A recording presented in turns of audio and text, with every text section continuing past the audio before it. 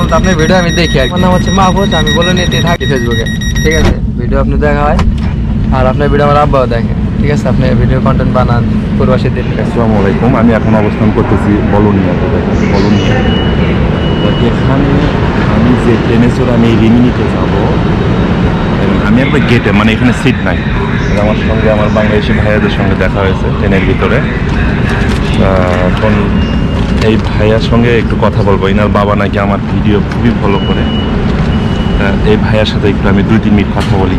ইনিও কীভাবে এসেছে সেটা আমি জানাই। ট্রেনের অবস্থা দেখুন।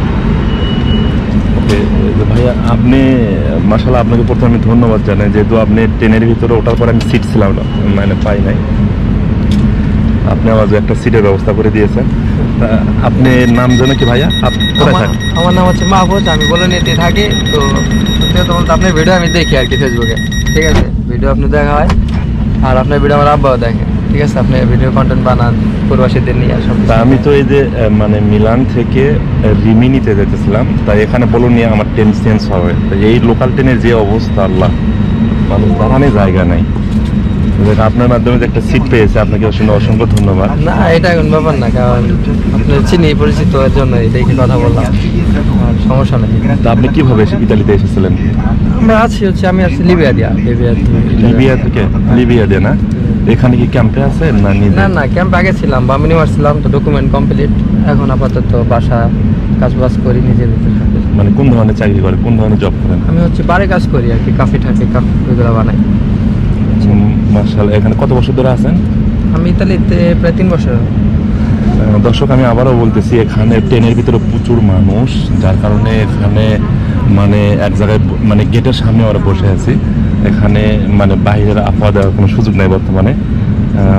তো এখানে কি আপনার ডকুমেন্ট সব কিছু হয়েছে? হ্যাঁ, আমার প্রেমিসের সৌজন্য, রেসিডেন্ট, ইনশাআল্লাহ সব কিছু ওকে। গ্রিন কার্ড যেটাই বলি। বাংলাদেশে আপনার হোম ডিস্ট্রিক্ট কোথায়? আমাদের দেশে হচ্ছে মাদারীপুর, হোসেনপুর বাড়ি আমাদের। তা আপনি এই এত মানুষের ভিতরে আমাকে কিভাবে খুঁজে নিলেন? আপনি চিনি দেখেই তো, তাই না? দেখে আমি বলে দিলাম যে ভাই আপনার ভিডিও দেখি।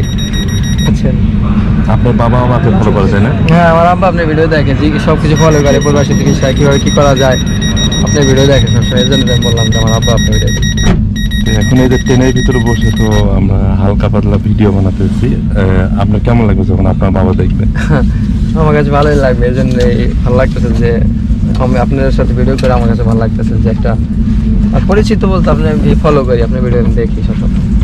আচ্ছা, আপনাকে আমি এখানে মানুষের মধ্যে ডিস্টার্ব করতে চাই না, অসংখ্য ধন্যবাদ। আচ্ছা, আপনার বাবা এই ভিডিওটি যখন দেখবে অবশ্যই আপনার জানাবে।